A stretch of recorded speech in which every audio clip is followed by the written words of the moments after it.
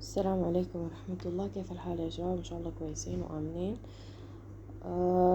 مواصلة في محاضراتنا لل OTC الليلة هنتكلم عن two topics هم related لبعض.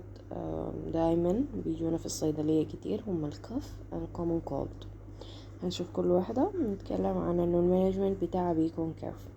طيب، as an introduction, الكف is an important defense reflex of the respiratory tract. so الكف في الأوريجين حقها it's not يعني ممكن أقول عليها إنها disease، بس it's a reflex لأنه it's a defense mechanism or reflex لأنه حصل حاجة في respiratory system أو respiratory tract. الكف start with a deep inspiration followed by the closure of the gluteus and forceful contraction of the chest wall, abdomen wall and diaphragmatic muscle against the closed gluteus. طيب، لو انتوا عايزين تشوفوا نقول عليها الميكانيزم اوف كف، ممكن انكم تحضروا الفيديوهات بتاعة الستريشن دي عشان تعرفوا بالضبط لما يحصل contraction ل those muscles الكف بتطلع كيف. طيب، the sign and symptoms of cough هي الكف itself هي symptoms، ممكن نقول أكتر من إنها هي disease، بس ممكن نقول إنه مش sign and symptoms، نقول نقول الappearance حق الكف بيكون كيف. إنه هي ممكن إنها تكون productive أو تكون non productive. productive that contain mucus أو إنها بتكون wet ممكن نقول عليها، وال non productive cough اللي هي dry cough. طيب، كل واحدة بيكون عندها أسبابه. البرودكتيف كاف هي expel secretion from the lower respiratory tract, and the secretion may be clear أو ممكن إنها تكون بتحتوي على burbulent. طيب، إذا كانت بعد ذاك على حسب شكل الميوكس ذاته بيختلف. عندنا يلو، عندنا جرين، عندنا ريد، وفي وايت. كل واحدة عندها أو كل واحدة بتشير لمشكلة معينة. طيب، لو كان يلو definitely حيجي في بالكم إنه طبعا معناها عندنا bacterial infection. green most commonly بتكون لأنها viral infection.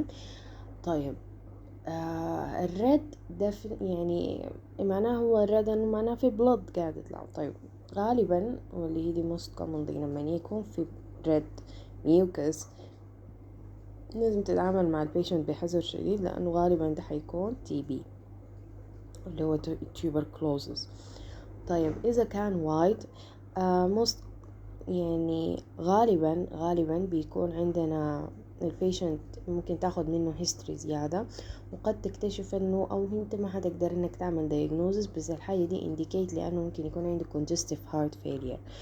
إن احسن انه لو هو حكى لك بسيمتومز معاها اعراض تانية، حكى لك سوري عن عن الجحة والميوكس الابيض ده، وبعد ذاك يعني بدأت تظهر عليه أعراض تانية مع الإيج مع هيستوري، أعمل له ريفيرنج طوالي لكارديولوجيست.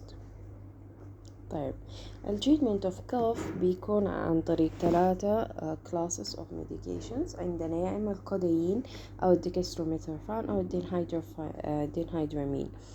طيب، الكودايين هو opioid ممكن نقول، هو بيستخدموا يعني to relieve الكف. يعني عندنا كف ما عايز تجيه، فأنا أتعامل معاه يعني من السنتر بتاع الكف في البرين.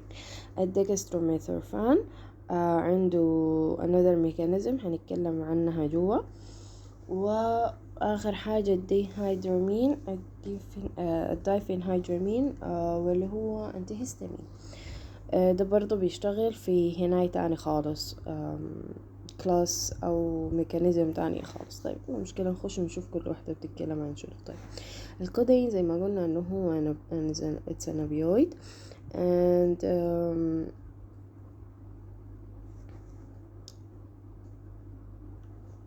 okay as we said الكودين it's a type of من الأوبيويدز. الeffectiveness بتاعته بتكون كيف أنه هو بيحصل له conversion into morphine so بيعمل لي relief للكف عن طريق أنه بيشتغل لي على central nervous system. طيب هو it's not recommended for children. It's act centrally زي ما قلنا not ما عنده علاقة بالريسبيراتوري سيستم بيشتغل centrally على respiratory centers in the medulla and to increase الكف threshold. طيب الافريج دوز بتكون من بين 15 to 60 ملغرام من 4 to 6 time من 4 to 6 من 4 to 6 per need اللي هي يعني يا اما حناخده 4 مرات في اليوم اللي هي دي 6 أو 4 دي معناها 6 time per day but not recommend إنه exceed 360 milligram per day. It will lead to toxicity. طيب if a toxicity happen معناها أنا عندي هنا morphine or narcotic or opioid toxicity so أنا لازم إني أخلي عندي naloxone قريب. طيب and it's not an OTC medication exactly. هو متوفر في الصيدليات وفي تجاوزات عن أنه هو كان بيتصرف في الصيدليات السودانية بطريقة over بس هو it's not an OTC. يفضل أنه البيشنت يمشي الدكتور ويتكتب له ويجينا راجع برشدة. طيب بالنسبة للدextromethorphan هو non-opioid has no analgesic or sedative or respiratory depressant or addictive properties at a usual antitussive doses. طيب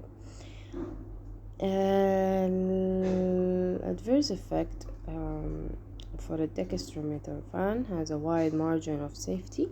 هو ما عندنا يعني it's most safest but it does have neurological, cardiovascular and gastrointestinal side effects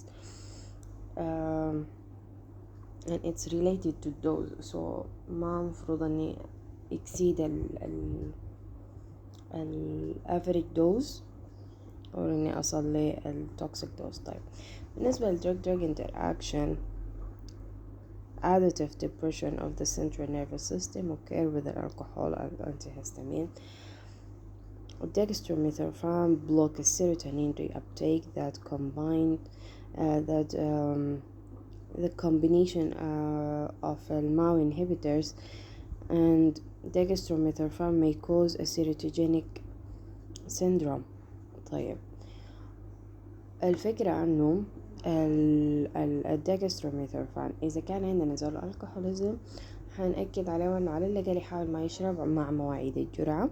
ده طبعا لو كنا في حتة يعني هنا يعني انت في الآخر ما من حقك انك تقول له زول يشرب أو ما يشرب.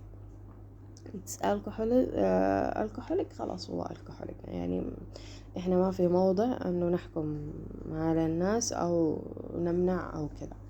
اذا كان الكحوليك زول اللي بيجيك للدواء ده يعني حاول انك تفصل الجرعة عشان ما يحصل معنا drug interaction. طيب then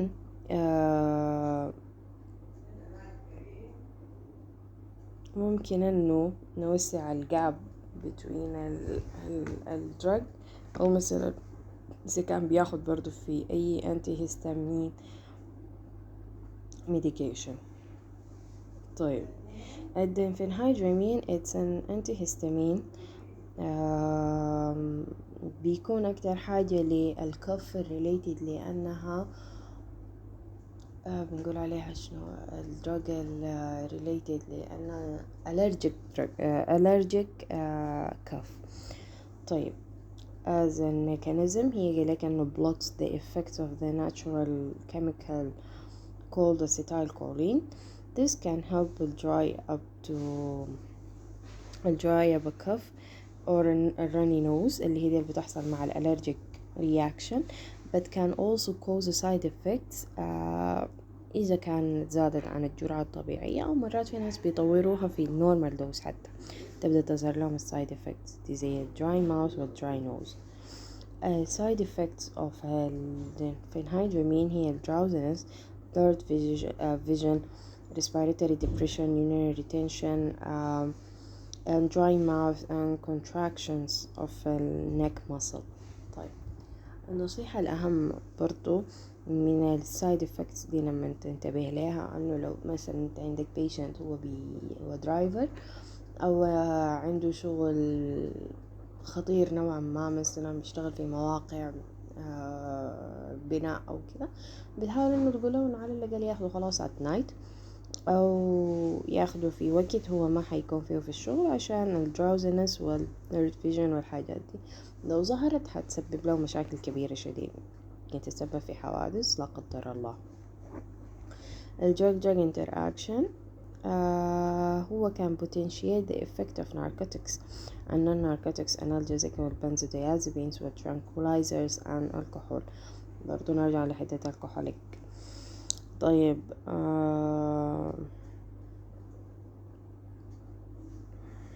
برضو انه ممكن انه يزيد لي may برضو potentiate or the anticholinergic effect of MAO inhibitors and anti-muscarine.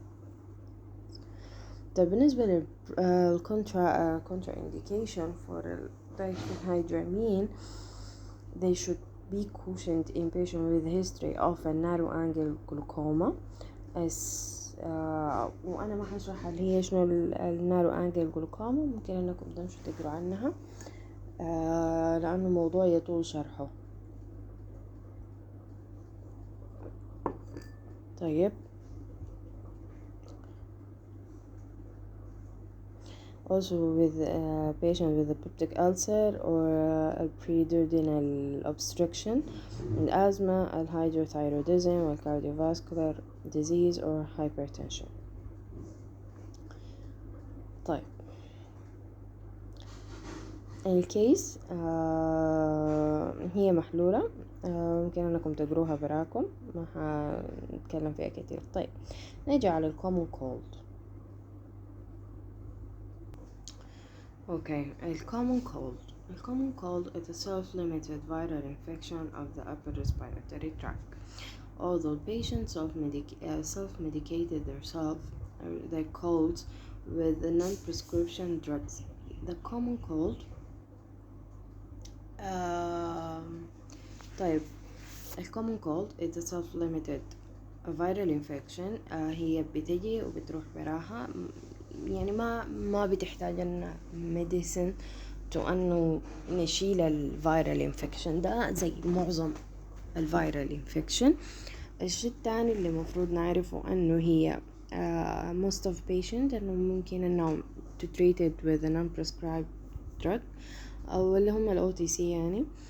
and then a common cold that يعني احنا بنقدر نعمل لها prevention، ما في prevention، ما في vaccines منها and can't be cured. يعني انت بس بتاخد medication to tolerate symptoms، بس ما في يعني ممكن تقول الدواء ده بيشيل النزلة، ما في حاجة زي كده.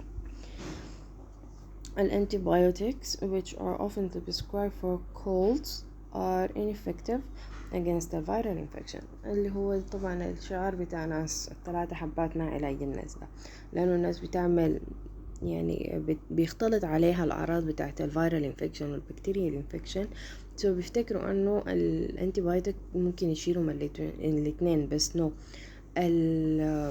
اذا هو اشتغل الانتيبايوتيك معناها انت اصلا من الاول كان عندك bacterial infection حتى لو ما كان قوي، هو كان في الآخر bacterial infection، عشان كده الانتيبايوتيك شال الانفكشن.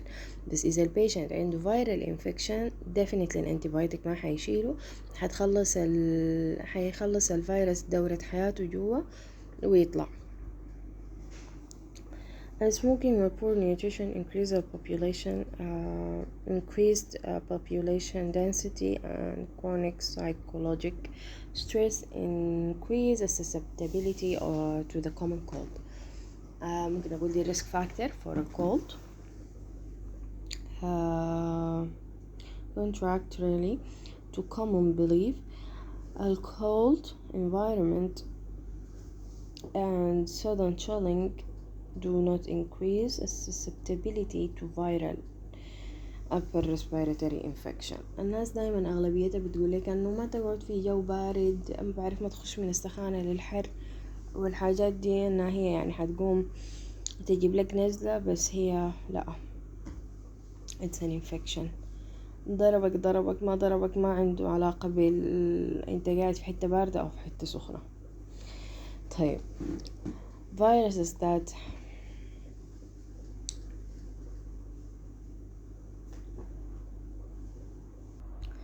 طيب الفيروس أو الكومن كولد فيروس هو بيعمل infect لسيليتد epithelial mucosal cell that present in the upper respiratory system, so it's cause الكومن كولد. طيب الرينوفيروسز هم أكتر pathogen can cause الكومن كولد. طيب other important pathogens of common cold for respiratory, which is important, include the respiratory viruses, which are an important pathogen in children. أكتر حاجة بيصيروا هناك. Some pathogens like influenza viruses cause respiratory symptoms that are similar to those common cold symptoms. According to the pathophysiology of a common cold, the infection begins when the virus attached to a cell surface glycoprotein receptor on a nasopharyngeal epithelial cell. So هي بتتحفظ كده. عندنا الفيروس بيحصل له attachment في الجلايكوبروتين receptor of a nasal pharyngeal epithelial cell. So بيحصل binding and then we start or initiate a series of biomedical and immunological events lead to generate an inflammatory mediators. So once انها تبدأ تظهر inflammatory mediators دي بتبدأ تظهر لي الأعراض. طيب these substance induced a virus local reaction، اللي مثلا أول ما يبدأ يظهر لنا الهستامينز مثلا نقول تبدأ تظهر الأعراض حقت الكوف، ممكن تبدأ تظهر الأعراض حقت الريدنس، مرات بيكون في النوز اللي هي كده.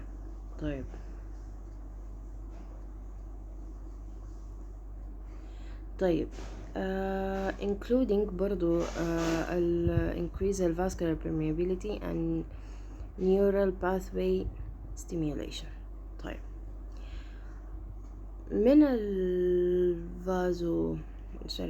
من الميدياترز ده or inflammatory mediators ده اللي عندنا البراديكاينين والانترلوكينز. البراديكاينين cause a nasal stiffness, rhinorrhea و throats. Yes. طيب والانترلوكينز may be responsible for enhancement of vascular permeability and release of additional pro-inflammatory mediators. So ده زي ما نقوله ده اللي بيصعد الحكاية، هو براه بيعمل enhancement للفاسكولار permeability، بيوسع الفاسكولار بيوسع الفيزلز بزيادة، وبيعمل release لمور inflammatory mediators. nasal fluid hypersecretion, which caused by inflammatory mediators and parasympathetic nervous system reflex mechanism, is watery. And parasympathetic pathway also involved in sneezing. Okay. Signs and symptoms of a common cold typically appear in 1 to 3 days after an infection. Sore throat is the first symptoms to appear. بيقول لك حلقي واجعني، حلقي عارفة جرح كده. المهم دي غالبا الزول بيبدأ بالأعراض كده، بيقعد يقول لك اشرب ليمون، ما عارفة استخدم لوزنج. followed by the nasal symptoms definitely, then the sneezing, and after يعني آخر حاجة بيجينا يمكن الكف. next common بيبدأ يظهر الشيل، الهيديك، الماليز، واللو جريد فيفر. بس خلوا بالكم بتكون الفيفر لو جريد، إذا بدأت تبقى هاي جريد ما بتروح معناها ده قلب على بكتيريال انفكشن. طيب complication of common cold. A virus-induced nasal inflammatory change may spread to continue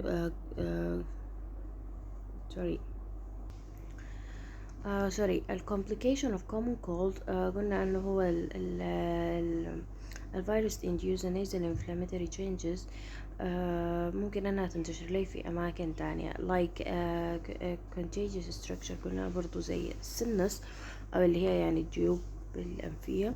طيب اليوستيتشين تيوب اللي هي دي التيوب اللي بتربط لي بين النوز والاير. then ممكن برضو and lower respiratory tract.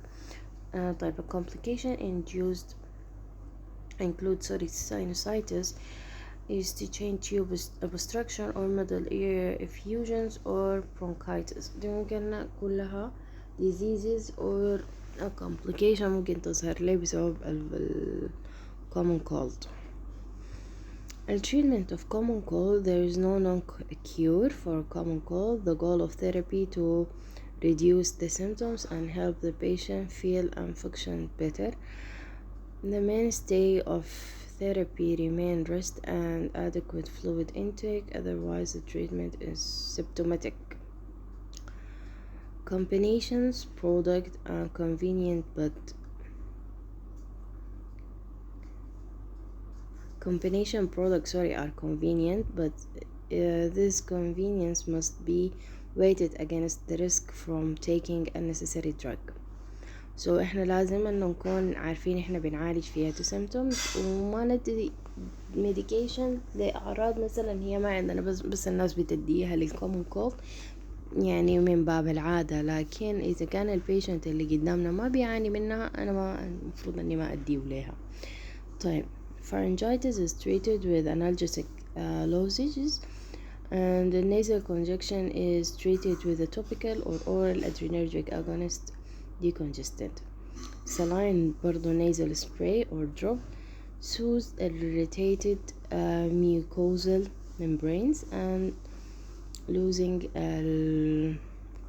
mucus. طيب patient assessment of a common cold. طيب أنا كيف بقدر أعمل assessment للبيشنت عشان أعرف إنه هو عنده common cold or نوع تاني من ال infections. طيب patient assessment for a common cold. The pharmacist should ask the patient what symptoms are most troublesome. يعني هو أكتر حاجة جاي متضايق لنا منياته أعراض. تمام. If a question reveals إنه البيشنت ما قاعد ياخد في any medication, I will should recommend the medication that target a specific symptoms. مثلا هو جاء بيشكي عن أنه هو عنده low grade fever واكتشفت أنه هو بياخد مثلا في مفنميك أسيد أو بياخد في بنادول. أنا ما ممكن أديه حاجة زيادة، خلاص أوكي هو بياخد، هي دي بس بعد ده بقت شكية، لكن هو من ناحية الميديكيشن هو بياخد في الرايت ميديكيشن. طيب لو ما كان بياخد أنا ممكن أقترح له أنه هو ياخد شنو. طيب the patient should also be asked about the self-treatment of the current and virus previous colds and about the effectiveness of the treatment. برضو هل هو الميديكيشن ده قاعد يحل لك في الأعراض؟ هل قبل كده مثلا جاتك cold عالجتها بنفس الميديكيشن ده وهو نفع ولا لا. دي كلها نوعية الأسئلة اللي أنا المفروض أسألها. برضو asking the patient the following question will help elect the information needed for accurately assess the disorder and to recommend the appropriate treatment approach. هم دول الأسئلة. What is the symptoms what is symptoms اللي هو أو combination of symptoms اللي هو مضايقاهم. Do you have a history of allergy؟ مثلا ممكن تكون دي ذات عماكم وكل ممكن يكون انه متحسس لحاجة، او مثلا اسأله هل هو بيتحسس من دواء معين. برضو مثلا patient بيتحسس من البنادول، انا مستحيل اصرف له بنادول، انا لازم اتأكد من النقطة دي. Do you have another medication or medical problem؟ ممكن انه يكون عنده hypertension. اذا عنده hypertension انا في drugs معين انا ما بقدر اصرف له، اللي هي بتحتوي على الدايفينهايدرامين تابلت اللي هي الفيرست جنريشن اوف انتي هيستامين، ما بقدر اديها للهايبرتنسيف بيشنت عشان بترفع لهم الضغط. yes. What non-prescription and non-prescription medication are you taking؟ برضو بياخد في شنو. and how have you treat previous cold؟ برضو إذا جاتك قبل كده cold انت تعالجت بشنو قبل كده. طيب according to patient counseling and education. okay. Non-drug measures are often very effective in relieving the discomfort of common cold symptoms.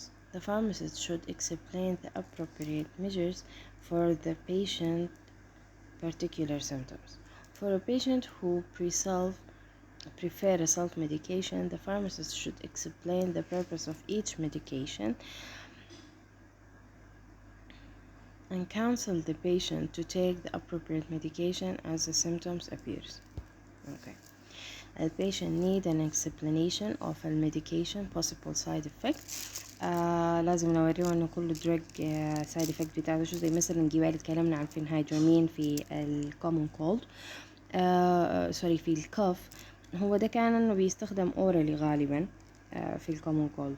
بس عندنا التابلت حقت الدينفينهايدرامين ممكن تسبب لي دراي نوز، ممكن تسبب لي اللي هي دراينس، يعني ممكن يحصل دراينس، فالدراينس ده يتسبب لي في بليدنج، فده يعني one side effect من one drug.